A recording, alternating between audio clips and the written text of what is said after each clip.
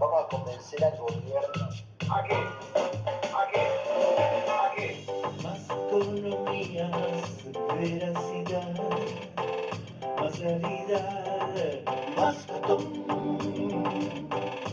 más inversiones, más negocios, basta de hace todo más, es más cartón. Más índices reales y la onda bursátil es más cartón. ¿Cómo van? ¿Qué captan? ¿Qué captan? Se anima a pegarlo más.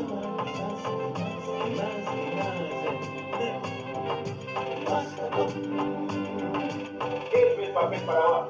Yo lo veo para arriba, para arriba, para arriba, para arriba, para arriba. Cagándome. ¿Qué captan? Ah, cagándome. ¿Qué captan? Ah, déjame pensarlo. Déjame pensarlo. Déjame pensarlo. Déjame pensarlo. 9:19 de la mañana en Argentina, en este viernes 27 de febrero del año 2015. Aquí Carlos Maslatón, aquí también Germán Gegenchat, en este podcast que se llama Total Politik, Política Total, analizando lo que sucede en Argentina y en el mundo, desde lo político, desde lo económico y también comentando cuestiones afines a la política y a la economía de acuerdo a la influencia que puedan tener sobre el centro de nuestro pensamiento y de análisis, que es lo que sucede en el país, pero también a nivel de política internacional. En este viernes estamos apenas a 48 horas de este momento importante de cada año, constitucionalmente hablando en Argentina, que es cada 1 de marzo, que es el periodo, es la apertura de las sesiones ordinarias del Congreso de la Nación. En los países de características republicanas, por lo menos en forma teórica, y presidencialistas, esto es lo que yo quería destacar, en el presidencialismo, la costumbre que el presidente abre las sesiones del otro poder, que es el poder legislativo. En el caso de la República Argentina, compuesto por dos cámaras, la Cámara de Diputados y la Cámara de Senadores, poder que no es independiente, la verdad que en la práctica, como funciona, en la dinámica política, no digo en la arquitectura constitucional teórica, no funciona como un poder independiente, sino que está siempre arreglado por el ejecutivo de turno, por lo menos esto es lo que hemos visto en las últimas décadas. No tiene por qué ser así, pero es fácil arreglar con diputados, con senadores, tener, aunque sea la mayoría mínima, para que el gobierno pueda ir adelante totalmente con sus planes, borrando de esta manera la división de poderes de la Constitución. ¿De qué manera? Bueno, se negocia, se compra, se dan prebendas, se amenaza muchísimo. Todo el mundo tiene algún problema en la vida, ¿no? Todo el mundo tiene algo, aunque sea de carácter privado, aunque no sea de corrupción política. Entonces el Poder Ejecutivo lo que usa son esas amenazas. Mirá, si vos no hacés tal o cual cosa, esto sale. Esta carpeta, lenguaje político argentino, esta carpeta se hará pública y vos vas a ser defenestrado o defenestrada. Así que más bien que te portes bien con esta ley, con esta necesidad del gobierno. Podés hablar lo que querés, hablar no me molesta. Lo que me molesta es que vos en un momento determinado en tu votación te portes mal. Con lo cual es muy común en Argentina que haya sujetos de la política que supuestamente se presentan como antigobierno, en este caso como antikirchneristas, y que hablan todo en contra, pero después a la hora de votar o votan con el gobierno o se abstienen de votar o no van a la sesión. Atención con este tema, no van a la sesión en momentos claves en que tienen que ir a la sesión, o simplemente dan quórum. En lugar de negar quórum, dan quórum, alegando que no, vengo a cumplir con mi obligación de diputado, de senador, doy quórum. Bueno, esto no es así. Los que tenemos la pretensión de leer la realidad de las intenciones políticas, sabemos que esto es una mentira. Y el otro poder conectado con esta farsa republicana que hay en Argentina es el Poder Judicial. El juez Rafecas en el día de ayer dictaminó, resolvió, sentenció que las denuncias de Nisman no constituían delito. O sea, la negociación con Irán no implicó encubrimiento, no hay delito, no hay tipo penal. La conducta descripta desde el 2012-2013 en adelante por Cristina Kirchner, por Delía, por Timerman, y no sé qué otro imputado más había o pensaba denunciar Nisman, que después lo denunció su sucesor. Bueno, esto no es delito, por lo tanto la causa tiene que archivarse. Por supuesto que es apelable, Policito, nunca tengo bien presente el nombre, puede apelar esto y esto se puede ventilar. Pero un enorme favor le hizo el juez Rafecas al gobierno en el día de ayer, justo cuando el gobierno se prepara para el 1M, el periodo ordinario de sesiones, que va a ser una gran fiesta kirchnerista. Y esto tiene también que ver con algo que siempre decimos en nuestros programas: cuidado con el kirchnerismo, parece muerto, pero se levanta como si nada. Acá está levantándose el kirchnerismo. Si uno le saca ahora, por ejemplo, toda la historia de Nisman, acontecida desde el día 18 de enero del año 2015, y empalma el día 17 de enero con el 1 de marzo, lo borramos, lo sacamos, ese mes y medio lo sacamos de la historia, entonces pegamos como si pegáramos una cinta fílmica o una cinta de grabación. Bueno, el gobierno está más fuerte que nunca. Y uno dice, ¿pierde las elecciones en este contexto? Obviamente que no. Yo siempre he criticado el triunfalismo de sectores de la oposición, especialmente de la gente que es más liberal, más conservadora, que siempre dio por muerto al gobierno. Lo vienen dando por muerto desde el año 2007. En ese momento era la gente de Elisa Carrió, decían, listo, vamos a la segunda vuelta, le ganamos. No contemplaban lo que era la cobertura territorial del gobierno de entonces, de Néstor Kirchner, y todo el arreglo que tenían de 4 años uno, 4 años otro, que era kirchnerismo eterno, cuidando las formas, porque esto es lo que hacen las neodictaduras. Las neodictaduras, término que no inventé yo, sino que es de María Corina Machado, la exdiputada de Venezuela. Digo exdiputada porque fue destituida, le pegaron en la banca, después hicieron una sesión para destituirla. Bueno, la gran política venezolana luchadora por la libertad, esto lo llama neodictaduras.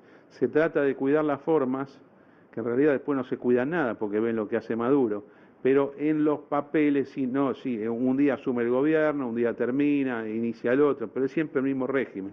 Está todo arreglado, hay fraude, hay violencia, hay control de los medios de comunicación, y el kirchnerismo es experto en hacer esto, absolutamente experto. Hoy aparece fortalecido el kirchnerismo. Lo que lo dan por muerto, señores, se equivocan. Solamente va a estar por muerto el día que entreguen el poder, el 10 de diciembre. ¿Le darán los números o no le darán los números? Scioli hizo todo lo contrario de lo que algunos hubiésemos querido, quizás querido, o inclusive podríamos haber previsto que Scioli, a fin del año pasado, principio de este año, tomaba distancia del gobierno, tomaba distancia para decir, bueno, estos tipos están quemados, yo voy a captar voto propio, peronista ortodoxo, voto de kirchneristas no tan contentos, y gente de oposición que me diga, no, Scioli es distinto. Todavía se lo percibe como distinto, pero él hizo lo contrario, se acercó más que nunca al gobierno, tiene totalmente todo cerrado. Quien tenga alguna esperanza de jugar por ese lado, yo tengo muchos amigos en el sciolismo, y me preguntarán cómo puede ser. Bueno, son amigos liberales. Liberales hay un montón en el sciolismo. Esto es así. Las ideologías no se corresponden con un determinado partido, están en todos lados. Antes no era así, pero en el siglo XXI, y más en los últimos años en Argentina, es así. Vos tenés liberales en el sciolismo, en el masismo, cualquier cantidad, y algunos en el PRO. Y tenés socialistas con Scioli, socialistas con Massa y socialistas con el PRO. Muchísimo socialismo en el PRO, que es el partido, básicamente es el Partido Socialdemócrata de la Argentina. El partido que siempre quisieron armar los santafesinos, en su momento Américo Scioli, bueno, esta buena gente que tenía las cooperativas. Si uno quiere decir cuál es el Partido Socialista Argentino, no de base marxista, porque le falta teoría, entonces directamente ni se lo plantean el tema, pero en concreto, el que profesa el socialismo en Argentina es Mauricio Macri. A la derecha están Sergio Massa, a la derecha de Mauricio Macri, y todavía más a la derecha, pero ya juntándose con el fascismo kirchnerista, lamentablemente Daniel Scioli, que él no es así, pero el tema es cómo juega. La cuestión es que todo esto Mire, está repetido el fenómeno que se viene dando del año 2008. Tenemos una manifestación en el campo, perdemos una votación, al día siguiente, como si nada, pegamos la vuelta, nos recuperamos. Consejo de la Magistratura, en el año 2013 tuvimos manifestaciones, 3 manifestaciones, no pudimos reformar la Constitución, listo, perdemos una votación o la justicia, como en el caso del Consejo de la Magistratura, nos declara inconstitucional la reforma, una norma, listo, al día siguiente salimos, nos rearmamos como si nada. Ahora, yo los invito a volar, ¿cuántos días atrás? 8 días atrás nada más, 8 días atrás, o al ambiente que había hace 2 o 3 semanas con respecto a Nisman. ¿Quién hubiera dicho que el gobierno podía continuar? Miren hoy cómo aparece, y hoy estamos a viernes, lo que va a ser el día domingo. Van a bajar todo el aparato de todo el país. Yo creo que va a ser el acto kirchnerista probablemente comparable al que hicieron el 25 de mayo del año 2010, en el festejo del Bicentenario, que fue verdaderamente increíble. También Macri hizo un acto ese día, porque inauguró el Colón, pero el acto kirchnerista, para los que decían que estaba muerto el gobierno, de ese año 25 de mayo del año 2010, el Bicentenario, mostró cuán vivo estaba el gobierno, y después fue arrasante hasta las elecciones de octubre del año 2011 con la reelección de Cristina Kirchner. En tema económico, y ya le dejo la palabra al compañero Germán Hegenchat, ayer importante caída en los ADRs. ¿Qué es lo que pasó? Bueno, el gobierno se prepara para tapar su bache fiscal con emisión de deuda. Van, los bancos van, siempre van. Mire, el sector financiero es muy aliado del totalitarismo. Esto se lo recomiendo para siempre, no tiendan a ver a las personas que operan en los mercados financieros, a las personas que tienen el negocio financiero, como personas que profesan ideología liberal y como personas pro mercado. Más bien es todo lo contrario. Es más, de todos los sectores, si yo comparo con los sectores agrícolas, los sectores comerciales, los sectores industriales y los sectores financieros, pongo cuatro casilleros, vamos a decir: agricultura, industria, comercio, finanzas y sindicatos, vamos a poner así, sindicatos, 5 cosas. Le digo, la propensión psicológico-política y práctica a practicar menos economía de mercado viene respecto de los que negocian en los mercados financieros. Ellos no ven, no se focalizan en, sí, tengo condiciones para la competencia del mercado, para la flotación cambiaria. No, ¿qué negocio hay? Bueno, el negocio es colocar deuda. Vamos a colocar deuda argentina, va a tener que renovar un montón. Empecemos con 2.000, 3.000 palos, cobramos las comisiones. Toda esta crítica que hace la izquierda, equivocada la izquierda, porque lo encara por el lado inadecuado, pero desde el punto de vista humano, operativo, es correcta. Se lo digo porque yo provengo, mis últimos más de 20 años de que me retiré de la política en el año 1992, conozco lo que es este ambiente, he pasado por ahí, y a nadie le importa nada. Lo único que importa es el concepto de negocio. Bancos norteamericanos se acercaron al gobierno a decirle: ¿querés colocar deuda? Tenemos ya los tomadores. Al 8,5, 9% pueden salir tus bonos. Ahora, ¿qué hicieron los acreedores de Nueva York? Le fueron a Griesa, le dijeron: señores, ojo con esto, no puede Argentina tomar nueva deuda si antes no paga la sentencia, no un reclamo hipotético. En Argentina puede colocar lo que quiera, ¿quién le va a decir algo? Pero acá los bancos norteamericanos no van, bueno, se han retirado de la colocación, entonces siempre nos preguntamos cómo se va a cubrir el bache fiscal. Yo llamaría la atención de todo el mundo: paren con la fiesta, no está todo arreglado en Argentina, ni en economía, y mucho menos en política, donde un gobierno que no tiene candidato oficial aparentemente, aunque podría ser Randazzo, le están dando manija a Randazzo, que uno cree que se va, finalmente veremos que le va a costar bastante irse. No quiero entrar en el tema del autogolpe de Elisa Carrió, yo creo que puede haber, no lo veo que sea este domingo simplemente. Germán Hegenchat. Buenos días. Bueno, vamos a empezar por lo que dijiste de los banqueros. Es decir, a ver, ¿por qué? Yo comparto tu opinión en ese punto. Ahora quería agregar por qué. poder ejercer el negocio financiero o la intermediación financiera es una patente de corso que da el Estado.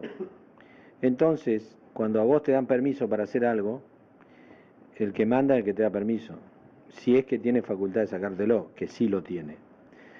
Entonces no hay ninguna posibilidad, aunque la persona física que maneja la actividad financiera tenga una forma de pensar diferente al poder que le toque vivir a cargo de ese banco, de ir en contra de la voluntad del gobierno. Y a su vez, desde que los gobiernos viven en déficit fiscal, el único aliado que tiene, el que le junta el dinero de la gente para entregárselo y pagar el bache, es el sistema financiero.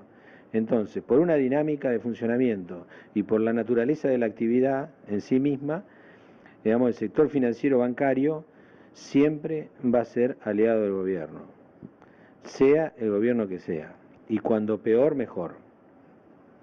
En el segundo punto es el tema de Nisman y cómo impacta en la fortaleza del gobierno. Bueno, en este momento se está viviendo con el tema de Nisman en el oficialismo la misma, en paralelo a la misma euforia petrolera que se tuvo cuando se nacionalizó YPF. Entonces a mí me parece que es una euforia de corto plazo, como son las euforias oficialistas a los finales de los periodos y normalmente del kirchnerismo en particular, porque el kirchnerismo se caracterizó siempre por festejar los triunfos electorales en las elecciones generales y tener fuertes derrotas en las intermedias. Por lo menos ahora al final viene así, viene en el sub y baja. Cuando se festejó YPF se festejó como, bueno, ahora el petróleo es nuestro. En realidad el Estado tiene el 50% de una empresa que tiene el 30% del mercado. Justamente por eso tuvieron que salir a sacar una ley de hidrocarburos que le fabrique de fuente legal una especie de monopolio o una posición dominante en el mercado, y después tuvo que salir a subordinarse a las imposiciones de una empresa X para tener u obtener la tecnología y los fondos necesarios para poder explotar las partes que tenía para explotar YPF por concesión. Entonces, ¿qué pasó? De la euforia pasamos al día de hoy, en donde obviamente seguimos importando petróleo, los combustibles bajan en todos lados, menos en Argentina, y seguimos teniendo los problemas energéticos de siempre. Es decir, en el caso Nisman, ¿qué es lo que falló Rafecas? Falló solo sobre la causa del AMIA, no falló sobre el crimen de Nisman.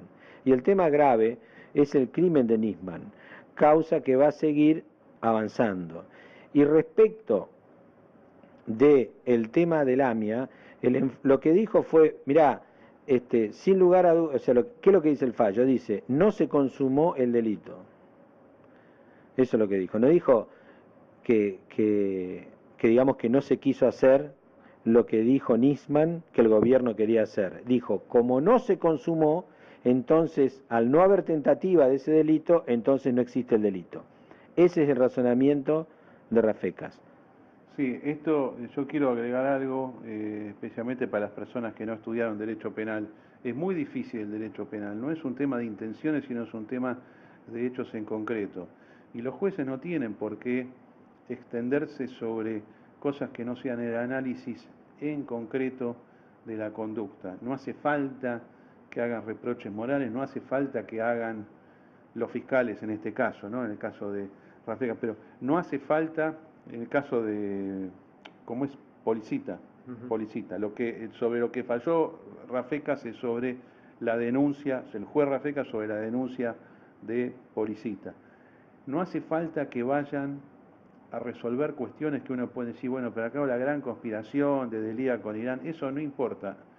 El tipo zafa con una sentencia donde inclusive es suave, dice, como no hubo tratado, como no se ejecutó el tratado, como no se armó ninguna comisión, no se consuma el tipo. Esto es lo que dice. Y además dice que no hay tentativa de este delito. Es decir, o hay o no hay. Pero no es como otro delito que uno dice, bueno, en grado de tentativa, lo quiso matar y no lo pudo matar por motivos ajenos a su voluntad, porque vino otro y se puso en el medio, y se juzga la tentativa. Este es el tema. Entonces, zafa por el costado. Pero, ¿por qué la velocidad? Ahora léemelo políticamente, jefe. ¿Por qué salió el jueves anterior al domingo en que hacen el acto? Bueno, a mí en ese sentido, yo no tengo ninguna duda o sea, Rafecas no quería agarrar la causa, si mal no recuerdo, pero de alguna manera hay un entorno familiar que lo pone en un lugar incómodo. O sea, el hermano de Rafecas ha recibido millones, ¿viste? Para desarrollar su actividad como cineasta o productor de cine o algo así. Y a su vez, este argumento es el argumento del gobierno cantado y preparado desde hace tiempo. Es decir, en el copy and paste que dice respecto al nombramiento de la feria, es que puso directamente lo que estaba preparado para enero. Entonces, en realidad... ¿Qué es lo que me está diciendo? ¿Qué estás insinuando? ¿Que estaba escrita de antemano esta sentencia? Mirá, si no estaba escrita en términos materiales, los argumentos eran conocidos por todo el mundo. O sea, nosotros sabíamos, o sea, vos mismo habías dicho de que para vos no había tipo penal. Digamos, porque como este tipo penal, que así es como se llama, necesita la consumación para verificarse, porque justamente no tiene grado de tentativa regulado, eso es lo que dijo Rafecas. Por otro lado, también en la denuncia decía incumplimiento de los deberes de funcionario público. Entonces dice, no, pero Delía no era funcionario, y ni iba a hablar del resto. Pero no abre la investigación, o sea, ahí es donde está el problema. Porque si vos lo encarás por el lado que vos decís, o que dice Rafecas, bueno, puede ser, ¿viste? Lógico. ¿Viste? Si no probás la consumación, se metió la corte en el medio, dijo que era inconstitucional, los iraníes, ¿viste? Empezaron con el huevo y la gallina, si no me levantás la cédula roja yo no te lo apruebo, y el gobierno decía, no, primero aprobámelo y después te levantamos la cédula roja. Ahora, evidentemente, no hay ninguna duda de que intervinieron funcionarios públicos en esto. Entonces, si hay negociaciones incompatibles con el ejercicio de la función pública, que es lo que dice Policita, para lo que pide que se abra la investigación, porque acá no hay una sentencia sobre el tema, no termina el tema acá, lo que dice es que no hay elementos en la denuncia como para abrir una investigación de esta denuncia, nada más.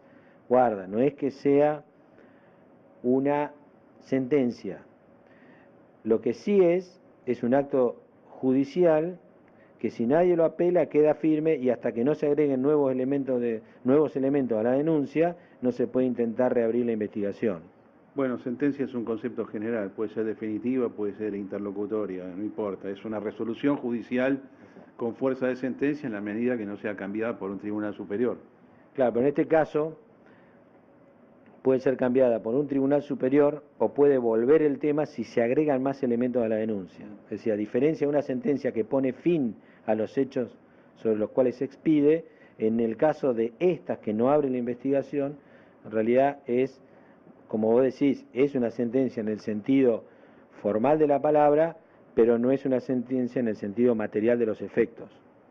Bueno, ahora, el fondo del tema, yo vuelvo con 1994, con la AMIA, desde ese mismo día lo dije, esto es un hecho político de un grupo terrorista extranjero o de un Estado extranjero ejecutado sobre la República Argentina, sobre la AMIA, que no tiene intención de pegarle ni a la República Argentina, con la cual no hay nada en contra, ni tampoco, ni siquiera a la comunidad judía de Argentina. Esto no fue la intención política, después no me digan que murió gente, ya lo sé todo eso. Esto fue directamente Irán contra Estado de Israel. Esta es la interna más importante, esta es una de las internas que hay en el Medio Oriente. Hay un montón de internas, digamos, externas, pero si vemos la región decimos es una interna dentro de la región. Ninguno de los dos países jamás se ha enfrentado en juicios. No van a juicio los dos países, el Estado de Israel y la República Islámica de Irán, no van a juicio. Es más, tan poca relación hay, tan nula relación hay, que cuando les tocan en las Olimpiadas jugar a, por ejemplo, un iraní le toca en los Juegos Olímpicos contra un israelí. ¿Qué hace el de Irán? No va. Dice, no va porque no podemos jugar contra un representante deportivo de un país al cual no reconocemos y cuya existencia creemos que no tiene que estar, que tiene que estar borrado del mapa. Este es el criterio. Entonces, ¿cómo se arreglan entre estas dos potencias? Una guerra que es reciente en el mundo, no es milenaria. El que crea que esto es milenario se equivoca. La guerra entre Irán y Estados Unidos, entre Irán, sí, bien digo, entre Irán y Estados Unidos, y entre Irán y el Estado de Israel empieza en el año 1979. Existía en el 69, en el 59, en el 49, en 1909, negativo, todo lo contrario, existía excelentes relaciones entre el imperio persa siempre y el pueblo judío, pero alianza total directa. Y lo mismo con Estados Unidos.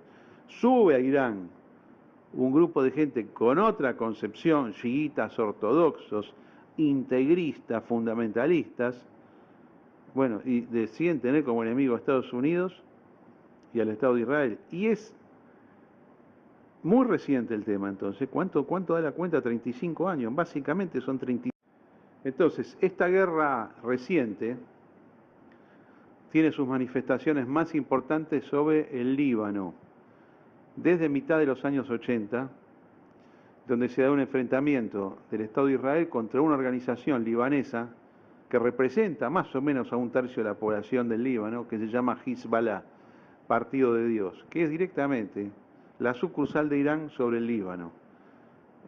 ¿Por qué? Porque hay chiitas en el Líbano. Un tercio de la población del Líbano, en ese momento quizás 28%, y hoy van creciendo, es chiita. Así como hay chiitas en Irak y hay chiitas en Irán. Básicamente el eje chiita del mundo es esto, el resto son sunitas. Los de Estado Islámico, los locos estos que ven, que cortan cabezas, que rompen todo, no se preocupen. Estos son sunitas y están enfrentados a Irán. Irán decide experimentar políticamente sobre la Argentina, pero esto fue muy mal interpretado por la Argentina. Fue tomado con una tremenda ofensa. Judíos y no judíos, especialmente los no judíos, se ofendieron muchísimo con esto. ¿Cómo van a hacer esto? Entonces es la obsesión nacional el esclarecimiento del atentado. Y yo les digo, soy muy pesimista con esto. O si quieren, quédense con las pruebas. O si quieren, esclarezcanlo. Pero lo que no van a tener nunca es justicia. No es un tema no es una cuestión justiciable. Por eso, a mí, lo que hizo el gobierno kirchnerista hace 2 años, yo no lo hubiera hecho, yo hubiera dejado así las cosas. Pero vamos a suponer que por razones de Estado, me pongo en lo que hacen Irán y en lo que hace Europa y Estados Unidos, que arreglan las cosas con Irán porque las quieren arreglar. De hecho, uno de los enfrentamientos que Estados Unidos ahora tiene contra Israel es el tema de Irán.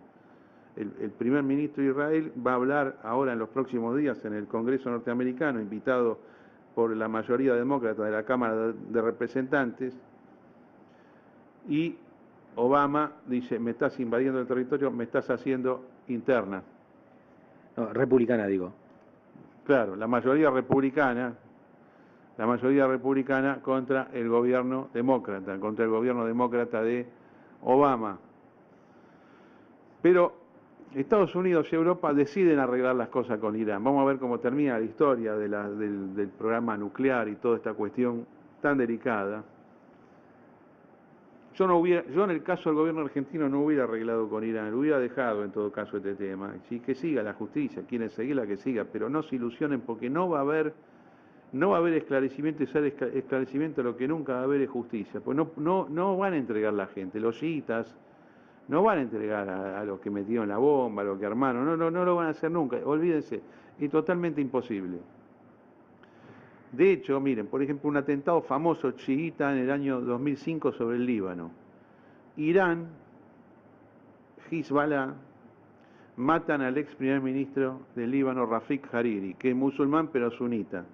El presidente del Líbano siempre tiene que ser cristiano, el primer ministro musulmán sunita y el jefe del parlamento musulmán chiita. Así funciona el esquema constitucional libanés.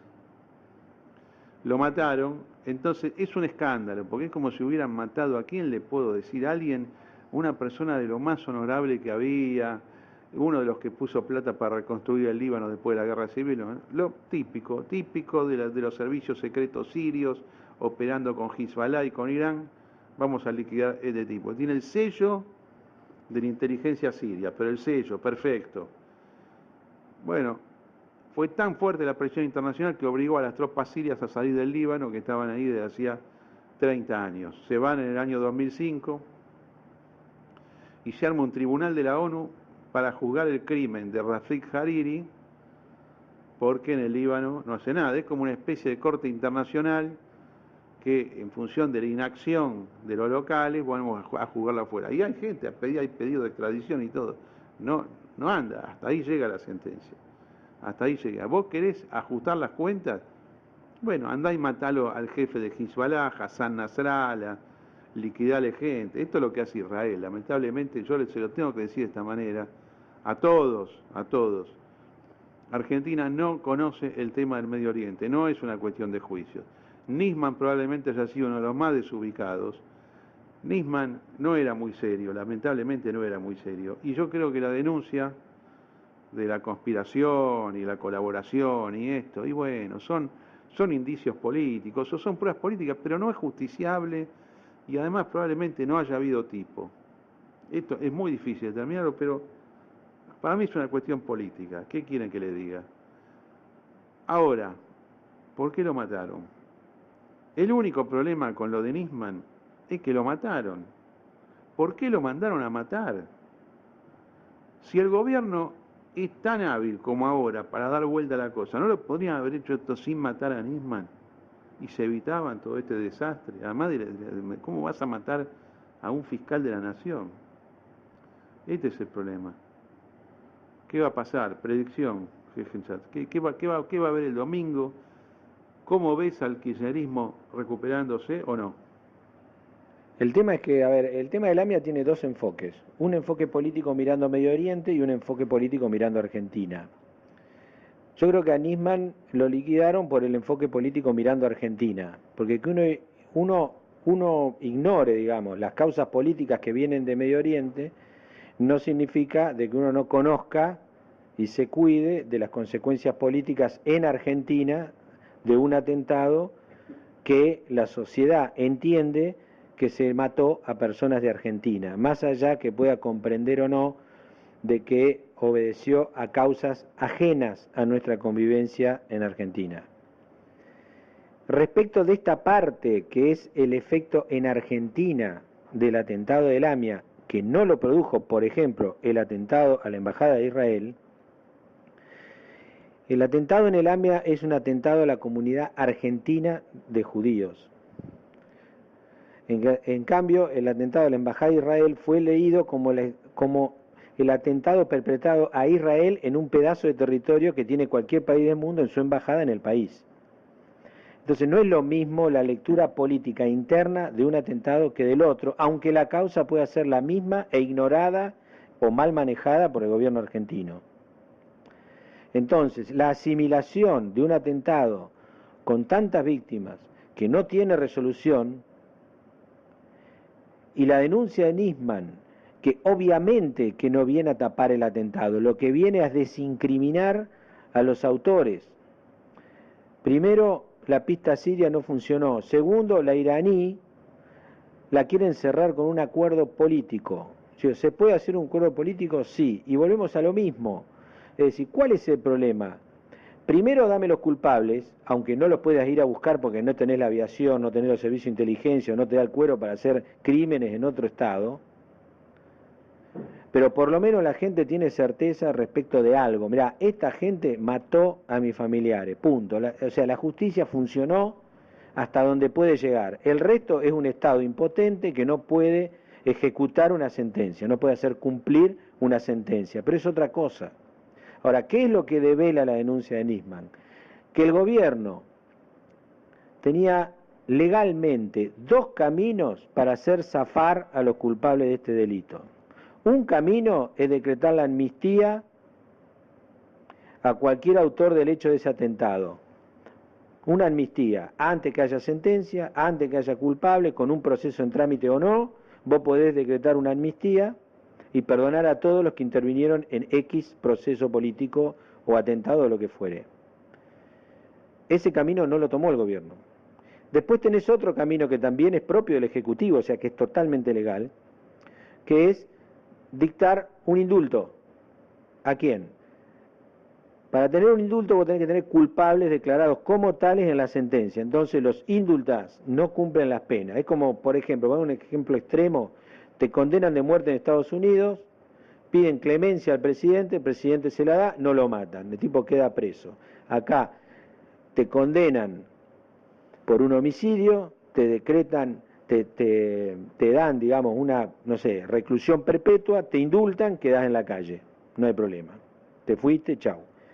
Ahora, el gobierno le quiere hacer un gambito y quiere desincriminar a los que están siendo investigados mediante un acuerdo internacional.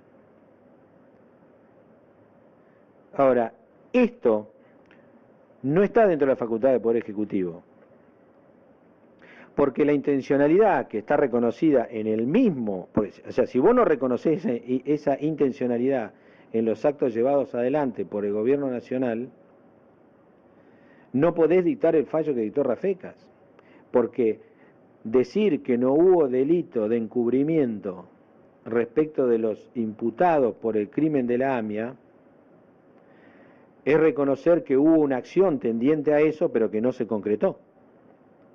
Nadie discute que esa acción se desarrolló. Ahora, el enfoque, que es incumplimiento de los deberes del funcionario público, es justamente que vos, como funcionario público, quieras neutralizar la acción de la justicia por un medio ilegal, que es justamente un acuerdo internacional. Entonces, el incumplimiento de los deberes del funcionario público está en el incumplimiento del deber mismo, no en la consumación de ningún hecho. Entonces, esa vía de investigación es la que cierra Rafecas, que fue pedida por Policita también, porque hablaba de dos tipos penales, el encubrimiento y el otro. Y además la justicia, generalmente en los casos con un alto impacto político, como es el caso del AMIA, porque este no es el tema de Nisman, este es el tema del AMIA, de la AMIA, normalmente le aplica a los imputados, a todas las partes intervinientes, algo que jocosamente se dice en tribunales, la cronoterapia. Es decir, te la lleva a la larga para que bajen las olas y después te la dará o no te la dará, pero te la da sin el mar revuelto. Fíjense la ley de medios. ¿Qué pasó con la ley de medios? Ya nadie se acuerda ni en qué año se sancionó, pero lo que está claro es que no se aplica, o por lo menos no se aplica para los enemigos, entre comillas, del gobierno. Entonces, fíjense ustedes, hoy día, aplicando la cronoterapia al tema de la ley de medios, si viene un juez y la ratifica, es más lo que tienen para desarmar los medios que armó el gobierno, los grupos de medios que armó el gobierno, que el propio Grupo Clarín. Es decir, ustedes fíjense lo que es la estrategia judicial. Dentro, a lo mejor lo que quieren es revocar esta sentencia de Rafecas después de la primera vuelta. Es decir, a ver, acá tenemos un proceso judicial, que es el tema del AMIA, y otro proceso judicial, que es la investigación respecto de la muerte de Nisman. ¿Cuál es la más grave? La investigación sobre la muerte de Nisman, que fue la que originó la marcha del 18F. De hecho, lo del AMIA se hace en la AMIA todos los años, hace 1000 años que se hace. Entonces, lógicamente el gobierno quiere correr un fallo apelable, provisorio, sobre un tema que ya es viejo en Argentina, que es el tema del AMIA, lo quiere correr como si fuese la absolución total respecto de las dudas que están en torno de la muerte de Nisman. Entonces, esto podrá ser un éxito o no por parte del gobierno. Pero llevando la ejemplificación con la cual empezamos, que fue, por ejemplo, el caso de YPF, que fue euforia y no solución del problema de fondo, acá va a suceder, o puede suceder, todo depende de qué manera, digamos, se siga adelante con este tema, tanto desde lo político como desde lo comunicacional y cómo se percibe socialmente. Pero la realidad del asunto es que para mí esto no descuenta de ninguna manera la bajada de la opinión pública sobre el gobierno.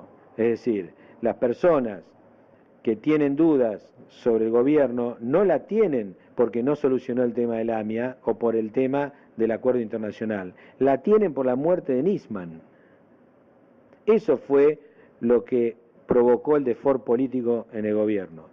Entonces, ahora vas a tener 78 horas de jolgorio y demás, o más. pero cuando baja el agua, los juicios quedan, las novedades van a seguir saliendo, y en cualquier momento la Cámara te la revoca y te dice, bueno, está bien, investigá lo del incumplimiento de los deberes de funcionario público, ¿sabés qué? Porque los que hicieron el acuerdo eran todos funcionarios públicos, y no es relevante que alguna de las personas de las escuchas no sean funcionarios públicos, porque ellos no presentaron el proyecto de ley, porque ellos no son diputados, porque ellos no son ministros de la Nación, como para poder llevar adelante los hechos que vos mismo en tu sentencia estás reconociendo, que sucedieron y que además no se pueden tapar, porque, a ver, son instrumentos públicos. Entonces, lo que digo es que esto es, ¿cómo decirte?, un engaña pichanga. Si vos cuando no tenés nada importante te agarrás de lo ínfimo y haces un escándalo con eso. Ahora, ¿qué va a pasar? Nada, vas a tener un tiempito en donde por todos lados van a cantar victoria y después las cosas seguirán su curso. Entonces, yo no veo de que esto provoque una recuperación en el gobierno política de alcance, sino que, nada, es un motivo de fiesta interna dentro de lo que queda en el sector oficial. Pero no va a levantar las encuestas este fallo, ni va a cambiar el destino del gobierno. ¿Por qué? Porque, de nuevo, así como YPF es una parte del mercado energético argentino, el caso de la AMIA es solo un juicio de los 300 que tiene por caso de corrupción, incluido el tema de Nisman. Ustedes fíjense, ratificaron, por ejemplo, la Cámara